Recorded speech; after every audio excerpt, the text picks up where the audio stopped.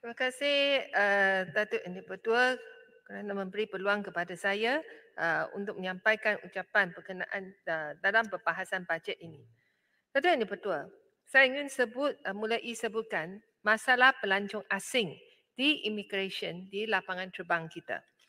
Pelancongan adalah satu industri yang sangat penting bagi kita untuk merancangkan ekonomi negara.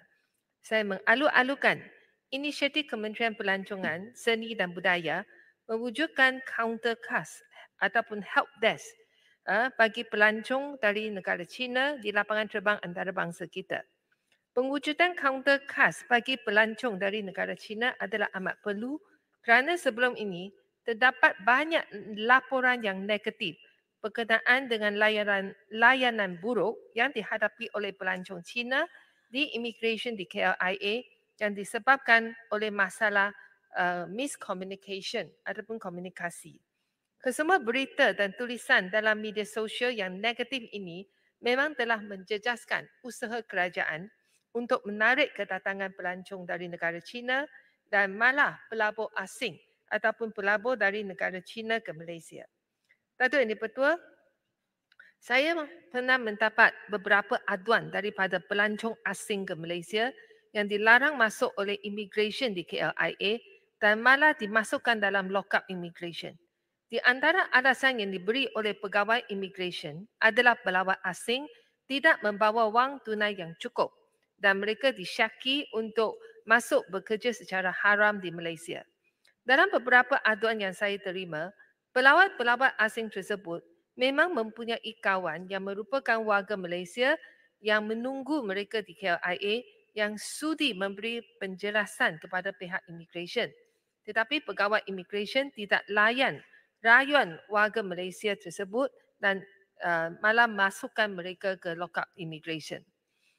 Datuk Yang Dipertua, sekiranya immigration kita menghendaki pelawat asing membawa amount wang tunai tertentu bila mereka masuk ke Malaysia, maka maklumat tersebut haruslah dipaparkan.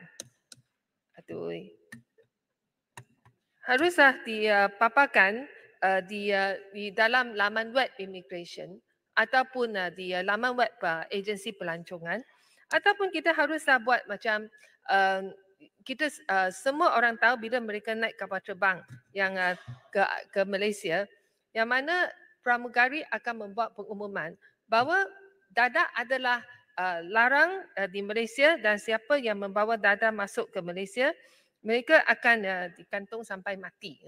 Jadi kita selalu dengar announcement seperti ini dibuat dalam kapal terbang. Jadi ini haruslah juga sama juga bagi kita untuk paparkan maklumat ini. Saya faham mungkin ini adalah satu requirement bagi immigration kita, tapi ramai tidak tahu, termasuk warga Malaysia tidak tahu. Jadi masalah seperti ini berlaku. Dan kalau kita nak gunakan undang-undang untuk halau pendatang atau pelawat asing, kita akan hanya membawa image yang buruk bagi negara kita. Datuk Yang Dipertua, saya masalah kekurangan pegawai immigration di counter immigration di KLIA telah menyebabkan ramai pelancong asing terpaksa beratur dan tunggu lama dan telah pun banyak dilaporkan di media. Ia malah menjadikan bahan lawak oleh pelawak kita Haris Iskandar baru-baru ini. Selain itu, hotline immigration yang bernombor 03 8776 3679 atau 3681 ataupun 9305 selalu tidak dijawab oleh sesiapa dan menjadikan perkhidmatan immigration kelihatan tidak mesra bagi mereka dalam kacamata pelawat asing. Seseorang warga asing bila seseorang warga asing disenarai hitamkan oleh pihak immigration, mereka selalu tidak dimaklumkan sebelum ini, sebelum mereka masuk ke Malaysia. Mereka juga tidak diberitahu sebab mereka disenarai hitamkan oleh pegawai immigration. Sibuk sini. Sibuk. Ya, sibuk. Ya, saya ingin juga mencela bahawa di KLIA juga kita didapati bahawa banyak pelawat yang datang ke Malaysia, mereka harus membawa cash tunai berapa baru boleh masuk. Kalau tidak membawa kes tunai yang mencukupi, mereka akan dihalang untuk memasuki Malaysia.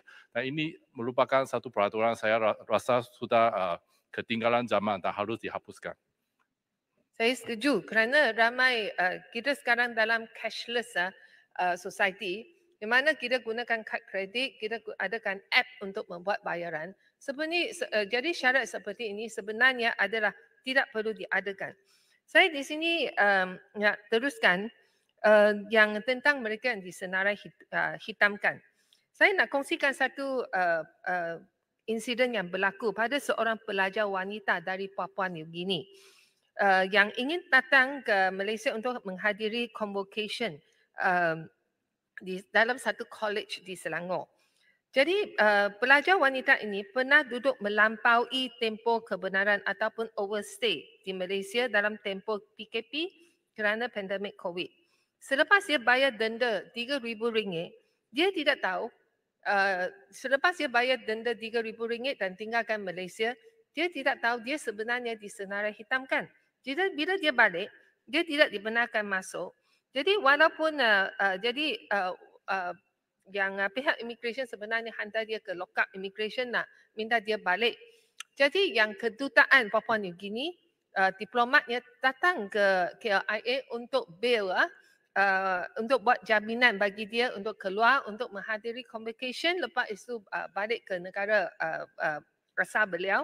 Tetapi ini juga ditolak dan juga banyak kekecohan berlaku pada waktu itu. Betul, saya rasa semua ini sebenarnya kita boleh elakkan. Macam mana kita tidak layan diplomat asing yang datang ke KLIA untuk cuba bagi jaminan bagi warganya. Jadi saya juga ingin tanya, apakah kesemua orang asing di Malaysia yang overstay di Malaysia ni, adakah semua ni mereka akan disenarai hitamkan ke? Saya nak minta jawab daripada Menteri dan juga saya di sini saya bangkitkan isu-isu ni. Sebenarnya saya juga nak katakan saya menghargai perkhidmatan dan juga bantuan Ketua Pengarah Immigration dan juga beberapa pegawai immigration yang saya kenali. Mereka memang pernah tolong saya bila saya hantar kes-kes kepada mereka. Saya hargai kesemua bantuan mereka, tapi saya rasa ini adalah tidak cukup kerana immigration memang adalah wajah Malaysia kepada orang asing. Saya ingin cadangkan yang Jabatan Immigration menubuhkan satu unit komunikasi yang memberi penerangan dalam pelbagai bahasa lengkap kepada pelawat ataupun pekerja asing dalam laman web Immigration Malaysia ataupun laman web pelancongan Malaysia supaya mereka tahu segala peraturan dan undang-undang negara kita sebelum mereka masuk ke Malaysia. Saya percaya usaha ini akan membantu usaha Kementerian Pelancongan dan juga MITI untuk menarik masuk pelancong dan juga pelabur asing. Selain itu, saya juga menyeru immigration menubuhkan counter KAS di KLIA ataupun lapangan terbang antarabangsa sama seperti apa yang dilakukan oleh Kementerian Pelancongan dan juga meletakkan pegawai immigration yang lebih mesra, yang lebih sabar untuk bekerja di counter KAS di KLIA tersebut untuk membantu mereka orang asing sama ada pekerja asing ataupun pelawat asing bila mereka menghadapi masalah di immigration dengan immigration Malaysia. Tadi yang dipertua, sini saya nak bangkitkan, saya nak kata saya mengalu-alukan keputusan kerajaan untuk membenarkan pengambilan pekerja asing ke negara kita untuk mengatasi masalah kekurangan tenaga kerja di sektor perkilangan, peladangan dan juga pembantu rumah. Saya menyambut baik pengumuman Perdana Menteri tentang penghapusan agensi pekerjaan ataupun orang tengah dalam kes pengambilan pembantu rumah. Di sini saya ingin membangkitkan isu yang telah lama dibangkitkan oleh UNHCR dan juga NGO. Jadi iaitu adalah membenarkan pelarian asing yang pegang kad UNHCR untuk memohon permit kerja di Malaysia. Tadi yang dipertua, saya mengikut laman web UNHCR Malaysia yang kita mempunyai 181,000 pelarian yang mencari perlindungan di Malaysia, di antaranya 85% dari Myanmar dan lain adalah dari 50 negara Islam di seluruh dunia. Jadi di sini saya nak cadangkan Kalau memandangkan kita memang perlu tenaga kerja asing dalam beberapa sektor di negara kita, kenapakah kita tidak memberi permit kerja secara sementara kepada pelarian-pelarian ini? Sekarang kita lihat yang pelarian dari Rohingya ini sudah sampai generasi yang kedua dan juga ketiga, dan yang di antara yang anak-anak generasi muda pelarian ini 45,650 adalah kanak-kanak di bawah umur 18 tahun. Jadi apa yang mereka boleh buat?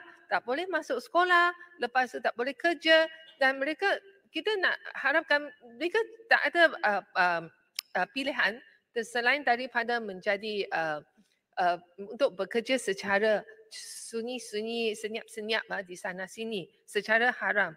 Jadi dan mereka ini dibuka untuk eksploitasi. Jadi saya nak tahu, kita tidak boleh hantar mereka balik kan? Sudah generasi kedua dan ketiga. Dan mereka tidak dibenarkan untuk kerja. Macam mana mereka terus hidup di negara kita? Kalau kita ada satu cara untuk hantar mereka balik, kita buatlah. Tapi kalau tak ada cara, kita harus tolerate ini adalah masalah yang kita kerana peri kemanusiaan, kita terima mereka masuk, dan kita harus cari adakan satu formula yang untuk mengatasi masalah kekurangan pekerja dan juga yang secara humanitarian dengan pelarian-pelarian ini khusus daripada negara-negara Islam ini. Jadi saya tahu masa saya turut pun tersuntuk. Saya hanya sebutkan tajuk cukuplah. Saya tak mahu buat ucapan lagi, Datuk Yang di-Pertua. Saya nak minta pihak parlimen adakan satu jawatan kuasa pilihan parlimen bekerjasama dengan pihak KDN untuk mengkaji segala permohonan kewarganegaraan. Ada banyak kes yang saya pernah cakap dengan menteri, low hanging fruit. Kita macam satu keluarga di mana ibu bapa sebelum mereka daftar, yang lelaki Malaysia kahwin dengan wanita asing dan adakan anak luar nikah. Anak luar nikah, lepas tu mereka daftar perkahwinan mereka. Jadi yang anak sulung itu tak ada warga kenegaraan, stateless. Tapi yang adik-adik selepas itu semua adalah warga Malaysia. Semua ni sebenarnya kita boleh cari satu jalan untuk atasinya. Saya percaya ramai ahli berhormat dekat sini. Kita ada berpuluh-puluh ataupun beratus-ratus yang kes tentang permohonan kewarganegaraan yang mana saya rasa kita perlu cepatkan untuk mengatasinya. Saya rasa kita perlu ubah sikit dasar atau buat sikit pindaan. Jadi the select committee untuk kes ini adalah amat diperlukan. Yang akhirnya juga saya nak banyak kes tentang isu penipuan cash trust. Yang mana yang ramai pelabur ini dapat dikatakan dapat pulangan yang tinggi bila mereka labur dalam beberapa dana yang dipaparkan oleh syarikat besar, tapi sebenarnya semua ini tidak mendapat kelulusan daripada bank negara. Jadi bila mereka rasa ditipu, mereka tak tahu mereka perlu buat laporan polis ataupun SPRM atau pergi ke bank negara. Jadi ada kekeliruan. Sebab agensi kata mereka ada hak tapi ada hak tertentu. Jadi saya ingin nak minta kerajaan pinta undang-undang bagi bank negara untuk mengawasi kesemua tindak tanduk syarikat yang keluarkan investment fund ataupun cash trust seperti itu yang mana ramai telah pun tertipu. Itu jadi bukan bacaan tajuk tu sudah tajuk tadi. Tajuk akhirnya ialah tentang timbalan Perdana Menteri. Dia kes ini saya rasa kurang orang sebut. Saya nak tanya, adakah itu dasar penanaman sawit yang diluruskan oleh Kabinet pada tahun 019 di mana 4 dasar utama, adakah ia masih diteruskan di mana ini termasuk melarang pengembangan kawasan penanaman sawit, tidak benarkan sawit ditanam di tanah gambut. Kita nak buka peta penanaman sawit untuk tunjuk yang keterusan kita. Dan jadikan adakah semua ini masih diteruskan oleh kementerian. Sekian, terima kasih. Terima kasih. Saya jemput Parit.